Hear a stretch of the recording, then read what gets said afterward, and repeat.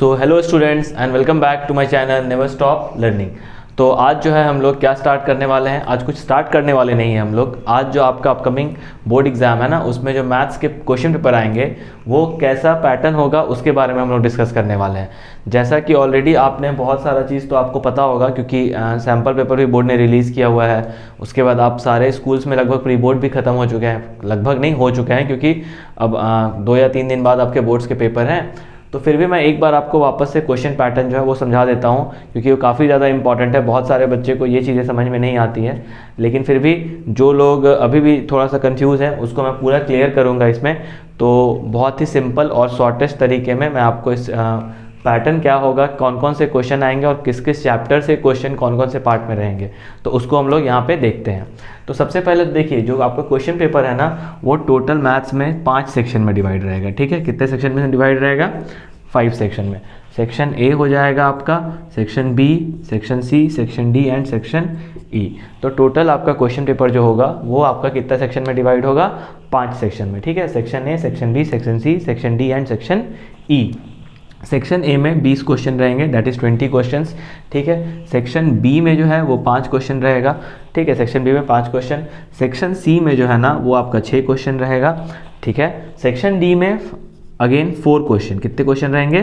4 question. Number of questions कितना हो जाएगा सेक्शन डी में? 4। और सेक्शन ई में जो है ना वो 3 क्वेश्चंस रहेगा। ठीक है, तो इसको आप ऐसा लिख सकते हो, नंबर ऑफ क्वेश्चंस। क्या हो जाएगा ये? Number of question. ठीक है अब यहां हम लोग देखते हैं ध्यान से।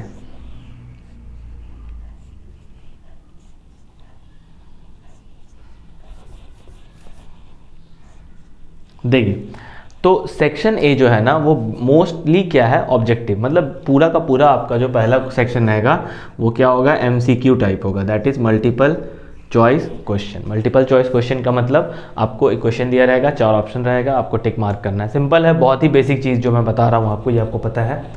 तो एमसीक्यू टाइप रहेगा। ठीक है, बट इस एमसीक्यू टाइप में लास्ट के जो 2 क्वेश्चन रहेंगे, मान सकते हो आप 19 एंड 20 नंबर क्वेश्चन, ये जो होगा ना ये असर्शन रीजन होगा। क्या होगा? Assertion reason. अच्छा, असर्शन रीजन क्वेश्चन क्या होता है? तो आप लोग सब लगभग जानते हो, असर्शन रीजन में क्या होता है ना, 2 स्टेटमेंट दिया होता है, स्टेटमेंट 1, स्टेटमेंट 2। जो स्टेटमेंट 1 होता है उसको हम लोग असर्शन बोलते हैं, उसको क्या बोलते हैं? असर्शन। और जो स्टेटमेंट 2 होता है उसको हम लोग क्या बोलते हैं? रीजन। ठीक है, अब सारे असर्शन रीजन क्वेश्चन का ऑप्शन ऑलवेज सेम होता है। तो देखिए, 4 ऑप्शंस जो होते हैं ना उसमें वो क्या क्या होते हैं वो मैं आपको पहले बताता हूँ। तो देख लेते हैं पहले। देखिए, असर्शन रीजन में मेनली आपको ये क्यों, मैं इतना इसके बारे में क्यों बता रहा हूँ, क्योंकि ये जो होगा ये आपके लिए नया होगा थोड़ा सा, तो इसके बारे में जानकारी लेना थोड़ा ज़रूरी है। तो जैसा कि स्टेटमेंट 1 हो गया असर्शन, और स्टेटमेंट 1 हो गया असर्शन, और स्टेटमेंट 2 जो है ना वो हो गया रीज़न। ठीक है, यहाँ पे आपके पास एक स्टेटमेंट दिया रहेगा, क्वेश्चन दिया रहेगा, स्टेटमेंट का मतलब क्वेश्चन, और यहाँ पे भी उसका कुछ रीज़न होगा या कोई अगेन क्वेश्चन का कुछ उससे हिंट रिलेटेड कुछ चीज़ दिया रहेगा, उसी टॉपिक से रिलेटेड। अब इसके ऑप्शंस क्या होंगे? पहला ऑप्शन ऑलवेज क्या होता है कि assertion is true, reason is true and assertion is the correct explanation of, reason is the correct explanation of assertion. ठीक है, ये हो गया पहला ऑप्शन। असर्शन भी ट्रू है, रीज़न भी ट्रू है। ठीक है, और असर्शन और रीज़न जो है ना वो असर्शन का करेक्ट एक्सप्लेनेशन है। ठीक है, दूसरा ऑप्शन क्या हो गया? असर्शन भी ट्रू है, रीज़न भी ट्रू है, बट रीज़न जो है ना वो करेक्ट एक्सप्लेनेशन नहीं है। किसका? असर्शन का। ठीक है, सी ऑप्शन क्या रहता है कि असर्शन ट्रू है और रीज़न जो है वो फॉल्स है। वापस सुनिएगा, असर्शन ट्रू है और रीज़न जो है वो फॉल्स है, ये आपका सी ऑप्शन रहेगा ऑलवेज।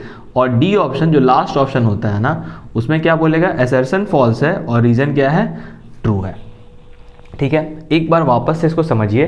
पहला ऑप्शन क्या बोलेगा? असर्शन भी ट्रू है, रीज़न भी ट्रू है, बट असर्शन जो रीज़न है वो असर्शन का करेक्ट एक्सप्लेनेशन है। सेकंड ऑप्शन क्या होता है? असर्शन भी ट्रू है, रीज़न भी ट्रू है, बट रीज़न जो है वो करेक्ट एक्सप्लेनेशन नहीं है असर्शन का। ठीक है, अब असर्शन रीज़न, असर्शन जो है वो ट्रू है बट रीज़न क्या है? फॉल्स। ये सी ऑप्शन होता है। डी ऑप्शन में असर्शन फॉल्स है, रीज़न ट्रू है। तो अब क्वेश्चन में आपके पास ये 4 ऑप्शंस रहेंगे। ठीक है, अब आपको 19 और 20 नंबर जो क्वेश्चन है ना वो असर्शन रीजन का रहेगा, ठीक है। ऑब्जेक्टिव टाइप में क्या रहेगा, वो असर्शन रीजन टाइप का क्वेश्चन रहेगा। तो ये तो हो गया टोटल नंबर ऑफ क्वेश्चन कितना हो गया सेक्शन ए में 20 क्वेश्चन, और यहाँ पे आपको 20 मार्क्स मिलेगा। और बेसिकली इसमें आपको बहुत ज़्यादा समय नहीं देना है, मोस्टली आप इसमें बहुत ज़्यादा समय दे सकते हो, 1 मिनट अप्रॉक्स, 1 से लेकर के 2 मिनट तक बहुत हुआ, क्योंकि 40 मिनट आपको अगर सेक्शन ए में लगेगा तो बाकी सेक्शन में भी आपको क्या करना है, टाइम देना है। और आई होप कि आप देख रहे होगे नंबर ऑफ क्वेश्चन बढ़ा है। तो देखते हैं अभी एक एक करके। सेक्शन बी जो होता है ना वो होता है 2 मार्क्स क्वेश्चन। क्या होता है, 2 मार्क्स। 2 मार्क्स कहने का मतलब क्या होता है, इसमें वो क्वेश्चन ज़्यादा आता है जो टिपिकल फार्मूला बेस्ड क्वेश्चन होता है। जैसे आप एपी की बात करें, यहाँ से इसमें क्वेश्चन कहाँ से रह सकता है, ये जो सेक्शन बी है ना, सेक्शन बी में से क्वेश्चन किस किस पार्ट से रह सकता है। तो सबसे पहले बात कर लेते हैं सेक्शन बी में एपी से एक क्वेश्चन रह सकता है आपके लिए, ठीक है। उसके बाद इसमें और कहाँ से रह सकता है क्वेश्चन, लीनियर इक्वेशन। कहाँ से रह सकता है, लीनियर इक्वेशन। लीनियर इक्वेशन में अगर आपको याद होगा तो के का वैल्यू फाइंड आउट करने वाला क्वेश्चन यहाँ आ सकता है, ठीक है। उसके बाद क्या हो जाएगा, पॉलिनोमियल्स। क्या हो जाएगा, पॉलिनोमियल्स। अच्छा, एमसीक्यू में भाई पूरा बुक से रहेगा क्वेश्चन, ठीक है। अगर मान लो 20 है तो 14 तो चैप्टर है, 14 तो मान के चलो ऐसे ही रहेगा, और 1-2 में से रिपीटेड रहेगा। मान लो ट्रिग्नोमेट्री से 2 क्वेश्चन डाल दिए, हो सकता है प्रोबेबिलिटी से 2 या 3 क्वेश्चन डाल दिए, तो मतलब 20 है तो पूरा बुक कवर रहेगा इसमें। यहाँ पॉलिनोमियल से आ सकता है, और एक और टोटल 5 क्वेश्चन है ना, तो एक और मान लीजिए पॉलिनोमियल हो गया। और उसके बाद यहाँ हो सकता है आपका कोऑर्डिनेट ज्योमेट्री से भी क्वेश्चन रहे, ठीक है, और मे बी ट्रिग्नोमेट्री से भी, ट्रिगो से, ठीक है। तो ये हो गया सेक्शन बी का सीन पूरा। इसमें आपके कितने क्वेश्चंस हैं, नंबर ऑफ क्वेश्चंस कितने हैं सेक्शन बी में, 5 हैं। कितने हैं, 5। तो अभी आपको क्या करना है, यहाँ अगर मान लो आप सेक्शन ए में अगर आपने कितना मिनट दिया, 40 मिनट्स, ठीक है। क्यों दिया 40 मिनट, भाई 20 नंबर है, 40 मिनट तो देना पड़ेगा। तो उसके हिसाब से अगर आप जाएं तो सेक्शन बी में कितने क्वेश्चन है, 5 क्वेश्चन है, और 5 2 या 10 मार्क्स है। तो आपको 10 मार्क्स को कंप्लीट करने के लिए कितना मिनट देना होगा, बहुत ज़्यादा तो 20 से लेके 25 मिनट्स, ठीक है। ये किसके लिए हो गया, सेक्शन बी के लिए। तो अगर आप देखें तो 65 मिनट्स हो गया, जो कि आपका 1 घंटा ख़त्म हो जाता है एग्ज़ाम में। अब आइए सेक्शन सी में। सेक्शन सी में कितने क्वेश्चन हैं, पहले तो समझिए 3 मार्क्स क्वेश्चन होते हैं। क्या होते हैं, 3 मार्क्स, ठीक है। 3 मार्क्स क्वेश्चन और 6 क्वेश्चन होते हैं। कितने क्वेश्चन होते हैं, 6। सेक्शन सी में क्या होते हैं, 6 क्वेश्चन, ठीक है। अब बात करते हैं सेक्शन सी में क्वेश्चन आएगा कहाँ से, ठीक है। तो ये भी समझ लेते हैं थोड़ा सा फटाफट। तो सेक्शन बी जो था, इसको हम लोगों ने 5 क्वेश्चन था इसमें, और इसको हम लोगों ने कितना दिया है, 25 मिनट्स, बहुत होते हैं, ठीक है। अब section C total number of question कितना है, 6। तो पहले समझते हैं क्वेश्चन आएगा कहाँ से। इसमें आपका सेक्शन सी में बेसिकली क्वेश्चन जो है ना कहाँ से रह सकता है, देखिए ध्यान से। सेक्शन सी में बहुत ज़्यादा चांसेस है, बहुत प्रोबेबिलिटी है कि एक क्वेश्चन जो रहेगा आपका वो आपका रह सकता है आपका क्वाड्रेटिक इक्वेशन से, ठीक है। एक आपका वर्ड प्रॉब्लम रहेगा लीनियर इक्वेशन से, ठीक है। कहाँ से रह सकता है, लीनियर इक्वेशन से, ठीक है। एक क्वेश्चन रहेगा यहाँ ट्राइंगल से, ध्यान दीजिएगा, एक quadratic equation, linear equation, triangle, now trigonometry, ठीक है। ट्रिगो से भी एक क्वेश्चन रह सकता है, रहेगा, ज़्यादा चांसेस है, ठीक है। हो सकता है 2 मार्क्स में ट्रिगो ना डाल के वहाँ प्रोबेबिलिटी दे दे, वो लोग स्विच कर देते हैं, कभी कभी प्रोबेबिलिटी वहाँ आ जाता है। उसके बाद एक क्वेश्चन रहेगा आपका एरिया रिलेटेड टू सर्कल, जिसमें आपने क्वाड्रेंट, क्या बोलते हैं, क्वाड्रेंट, सेक्टर, सेगमेंट, ये सब के बारे में पढ़ा था, ठीक है। और एक क्वेश्चन जो है ना यहाँ पे किसका रह सकता है, अगर आप ध्यान दो तो एक क्वेश्चन यहाँ पे रहेगा सर्कल का, बहुत प्रोबेबिलिटी है सर्कल का वो जो थ्योरम है ना वो रह सकता है, ठीक है, क्योंकि बहुत बार पूछा जाता है सर्कल का। आप टेंजेंट वाला थ्योरम पढ़े होंगे, इस टाइप का जो थ्योरम है ये सर्कल में जो है, ये क्वेश्चन के बहुत प्रोबेबिलिटीज़ होते हैं क्वेश्चन 3 मार्क्स के क्वेश्चन में आने का, ठीक है। तो यहाँ पे आपको कितना हो गया, 1 2 3 4 5 6 चैप्टर जो आपको यहाँ पे देखना है 3 मार्क्स के लिए, वो यही 6 चैप्टर्स रहेंगे। अगेन बहुत ही ज़्यादा आसान तो नहीं होता है क्वेश्चन, लेकिन ईजी होता है, मतलब आसान में वेरी इजी नहीं होता है, इजी होता है, ठीक है। ये वाला जो सेक्शन होगा बी नंबर, वो वेरी इजी होगा, ठीक है। इसमें थोड़ा सा ट्विस्टेड रहेगा, लेकिन बनेगा आराम से आपसे, और आप अगर स्ट्रिक्टली एनसीईआरटी फॉलो कर रहे हो तो ईजिली आपसे कंप्लीट हो जाएगा। ठीक है। तो सेक्शन सी अगर आप देखें तो कितने क्वेश्चन हैं, 6 क्वेश्चन हैं, और हम लोगों को कितने मार्क्स हैं यहाँ पे, अगेन 6 3 जा 18 मार्क्स है अपने पास। तो आपको कितना समय देना चाहिए यहाँ पे, ठीक है। तो यहाँ पे अगेन हम लोग कितना मिनट्स दे सकते हैं, 40 मिनट्स। कितना मिनट देंगे, 40 मिनट्स, ठीक है। तो अब आप देखिए टाइम मैनेजमेंट भी हो रहा है साथ साथ, 40 मिनट्स, 25 मिनट्स, 40 मिनट। तो अभी हम लोग टोटल कितना मिनट दे दिए हैं, और यहाँ पे कितने क्वेश्चंस हो गए, 31 क्वेश्चन हो गए। 20 क्वेश्चन यहाँ से हम लोगों ने कंप्लीट करा, 5 क्वेश्चन यहाँ से किया है, और 6 क्वेश्चन यहाँ से किया। तो मतलब कितना, 5 6 11 और 20 31 क्वेश्चन हम लोगों ने यहाँ पे ख़त्म कर लिया है।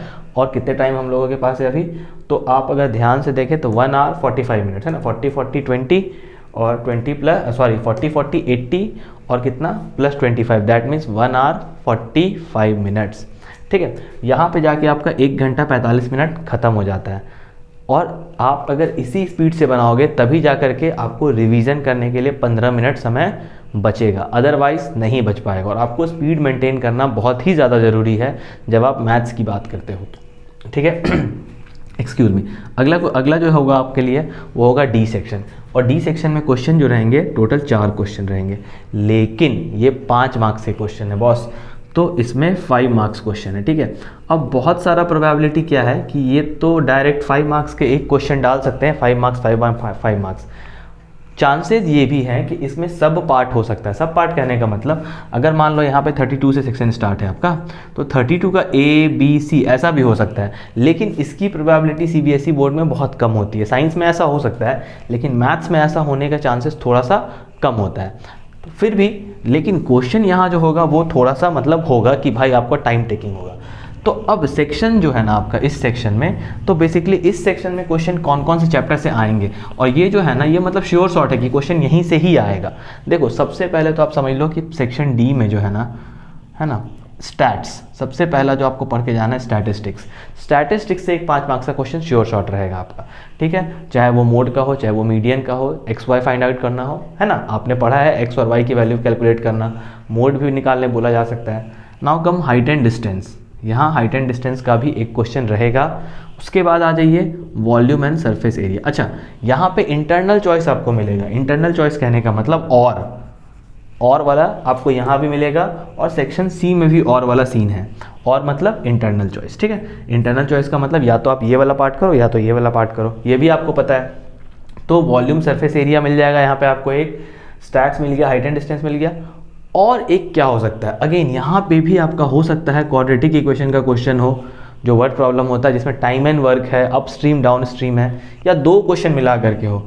अच्छा, प्रोबेबिलिटी के कुछ क्वेश्चंस जो है ना सेक्शन सी में जरूर रहेंगे, ठीक है। अब आप ध्यान दो, रियल नंबर का क्वेश्चन हम लोग मिस कर रहे हैं, वो भी सेक्शन सी में रह सकता है। और है तो आपके पास ऐसा नहीं है कि 6 ही क्वेश्चन रहेगा, हो सकता है 8 क्वेश्चन हो और 2 क्वेश्चन में और हो, ठीक है। तो उस केस में रियल नंबर से कौन सा क्वेश्चन आ सकता है, एक तो आपके पास बहुत सिंपल है जिसमें आपका 6 टू द पावर n वाला क्वेश्चन है, और एक 4 टू द पावर n वाला क्वेश्चन है। उसके बाद बहुत ही ज़्यादा हॉट क्वेश्चन क्या है, √3 √2 इरेशनल नंबर प्रूफ करने वाला। ये सब क्वेश्चन 3 मार्क्स में रह सकता है। √3 पहले 3 मार्क्स में आता था, अब शायद ये 4 मार्क्स में आता है, क्योंकि पिछले बार जो सेट हुआ था पेपर उसमें इसकी वैल्यू औकात को थोड़ा घटा दिया गया था, ठीक है। तो quadratic equation, volume and surface area, height and distance, stats, बहुत ही ज़्यादा चांसेस है यहीं से आने के, ठीक है, बहुत ज़्यादा चांसेस है। कोऑर्डिनेट ज्योमेट्री, इक्विडिस्टेंस वाला जो चीज़ है वो कहाँ पे आएगा वो भी बताता हूँ आपको।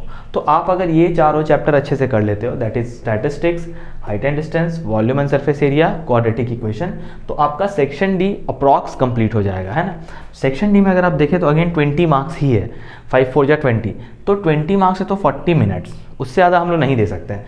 अगर आप, क्योंकि नंबर ऑफ क्वेश्चन देखो आप यहाँ पे कितने क्वेश्चन है, 1 2 3 4, एक क्वेश्चन को आप 8 मिनट दे रहे हो, तो ये कम नहीं हुआ, बहुत होता है ना। नंबर ऑफ क्वेश्चन के हिसाब से अगर आप देखो तो अगर आप एक क्वेश्चन को कितना मिनट दे रहे हो, 8 मिनट, तो फिर बहुत है। मतलब इसमें आप सिर्फ कितना मिनट दोगे, 40 मिनट्स। कितना मिनट, 40 मिनट्स। आई होप कि आप समझ रहे होंगे क्यों मैं बोल रहा हूँ 40 मिनट्स ही देने के लिए, ठीक है। अब जो है ना हम लोग किस पे चलेंगे, सेक्शन ई पे, ठीक है। सेक्शन ई मोर और लेस नहीं, इसमें 4 मार्क्स होता है। कितना होता है, 4 मार्क्स। और ये देखिए पिछले बार जो एग्ज़ाम हुआ था, कोविड से जस्ट पहले जब ये केस बेस्ड स्टडी इंट्रोड्यूस हुआ था, तो उस समय ये ऑब्जेक्टिव आया। अगेन उसके बाद वाला जो ऑब्जेक्टिव पेपर हुआ टर्म 1 का, उसमें तो ऑब्जेक्टिव था ही। फिर उसके बाद जो पेपर हुआ ना उसमें क्या होने लगा कि सब्जेक्टिव भी आ जाता है। तो ये पूरा का पूरा बोर्ड के ऊपर डिपेंड करता है कि केस बेस में सब्जेक्टिव होगा या ऑब्जेक्टिव होगा।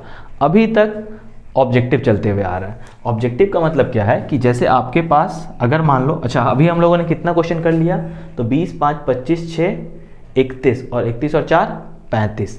35 क्वेश्चन के बाद 36वां क्वेश्चन जो होगा ना, 36 नंबर जो क्वेश्चन होगा, उसमें हो सकता है कि क्या हो, A, B, C, D और E।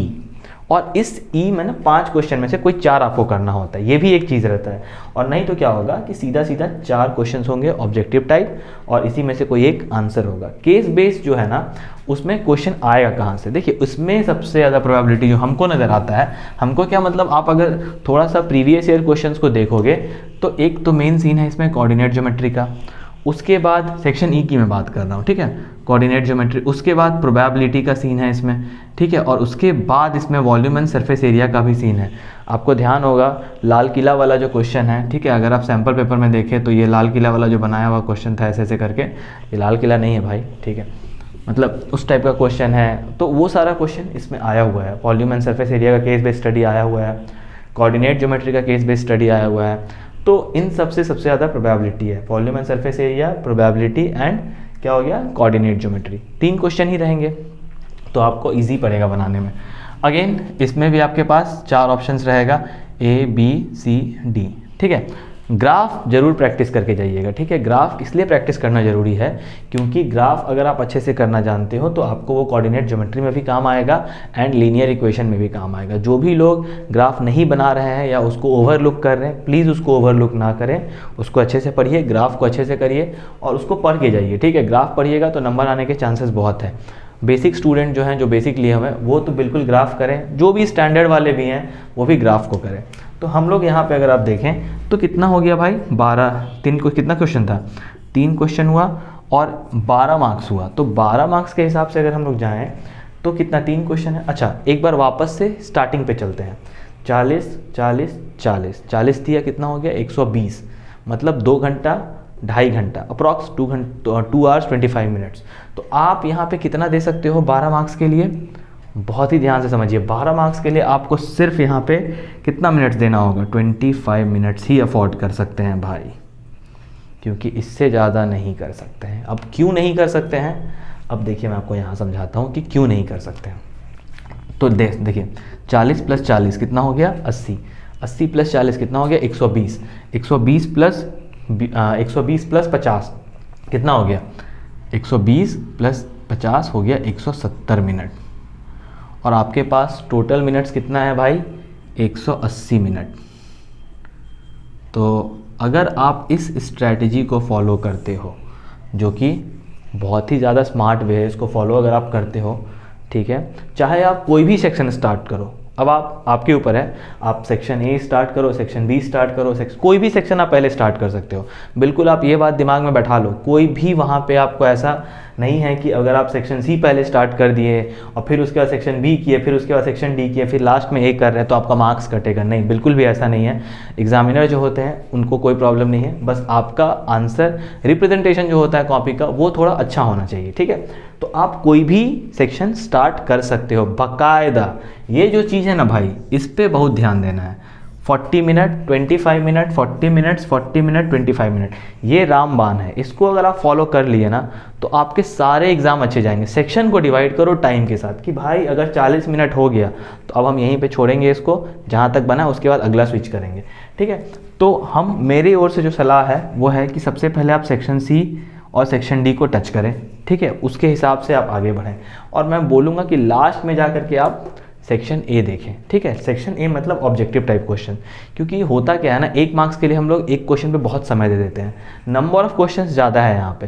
तो आपको बेटर क्या है कि 20 क्वेश्चन सॉल्व नहीं करना है, 20 तरह का दिमाग नहीं लगाना है। इसीलिए पहले क्या करना है, 4 क्वेश्चन सॉल्व करिए, देन 6 क्वेश्चन सॉल्व करिए, 6 4 10, 10 क्वेश्चन के लिए आपको 1 घंटा 20 मिनट है। तो यहाँ पे खेल होता है, ठीक है। तो थोड़ा सा स्मार्टली आपको यहाँ पे क्या करना पड़ेगा, काम करना पड़ेगा। और इतना सोच के अगर आप एग्जाम दोगे तो आप स्मार्ट ही तरीके से दोगे, अदरवाइज गधा की तरह देना है तो फिर तो सभी देते हैं। ये चीज़ को प्रॉपर फॉलो करेंगे तो आपका टाइम मैनेजमेंट बहुत सही रहेगा। आपके पास 180 मिनट्स में से 170 मिनट तो खर्च हो जाएगा, 10 मिनट प्रॉपर आपको रिवीजन के लिए मिलेगा भाई। प्रॉपर रिवीजन मतलब आप एक बार वापस से पूरे पेपर को चेक कर सकते हो, सिली मिस्टेक्स अगर गलती से है तो वो आपको यहाँ पे दिख सकता है और आप इजीली उसको फिर करेक्ट कर सकते हो।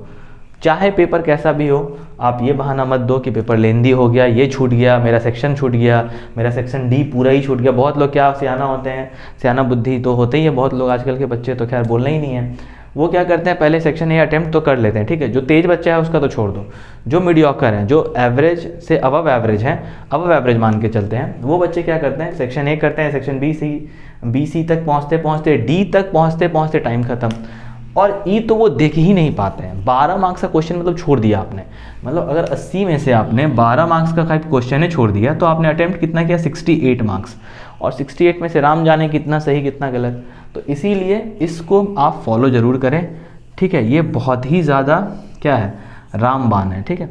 मतलब you have to give the proper time to each section, ठीक है। अगर आप इसको फॉलो करते हो और इसको अगर अभी भी आपके पास समय है, कुछ क्वेश्चन पेपर लो, है ना, जैसे आप प्रीवियस ईयर पेपर उठाओ, एक पूरा पेपर उठाओ और इसके हिसाब से उसको क्या करो, सॉल्व करके देखो कि अगर आप इस पैटर्न को फॉलो करते हो तो क्या आपका पेपर टाइमली कंप्लीट हो रहा है या नहीं हो रहा है, ठीक है। तो अभी आज के वीडियो में मेरे बताने का यही मकसद था कि आप टाइम कैसे मैनेज करें और कैसे स्मार्टली पेपर को कंप्लीट करें एग्जामिनेशन हॉल में, ठीक है, ताकि आप हौच-पौच ज़्यादा नहीं करें, होड़ो बोरो नहीं हो जाता, नहीं तो बहुत प्रॉब्लम हो जाता है, ठीक है।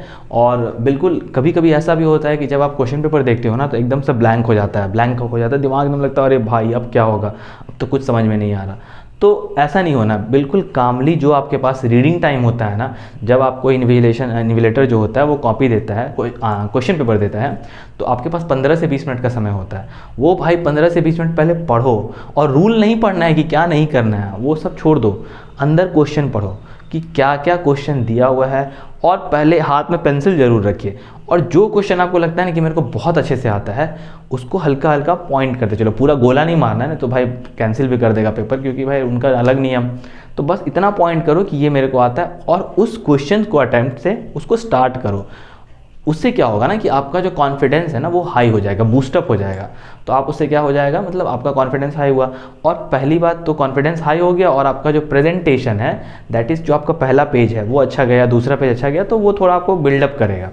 लेकिन अगर आप पहले सोच के जाओगे घर से कि नहीं हमको जाना है सेक्शन ए अटेम्प्ट करना है, भले मेरे को सेक्शन डी पूरा आता हो लेकिन हम तो करेंगे सेक्शन ए, तो ये थेथराई नहीं करना है पेपर के साथ। क्या नहीं करना है, थेथराई। बिहारी में थेथराई एक तो वर्ड होता है जो बहुत गधे टाइप लोग होते हैं उनके लिए यूज़ किया जाता है। तो आपको गधा नहीं बनना है, थोड़ा स्मार्टली काम करना है और इसको आप अच्छे से फॉलो करें। आई होप कि ये आपको जो मैं पूरा बताया हूँ ये समझ में आया होगा, और आप उम्मीद करते हैं कि इसको ज़रूर आप फॉलो करिएगा एग्ज़ाम में, ताकि आपका अच्छा मार्क्स आए और आप अपने एग्ज़ाम को अच्छे से क्रैक करो। तो आज की वीडियो में इतना ही रखते हैं हम लोग, फिर हम लोग अगले क्लास में मिलेंगे। तब तक के लिए ऑल द बेस्ट। और अभी जो आने वाला पेपर है इंग्लिश पेपर, उसके लिए अच्छे से मेहनत करिए, प्रिपेयर करिए, और होपफुली आपका बहुत अच्छा पेपर जाए। चलिए, all the best, thank you.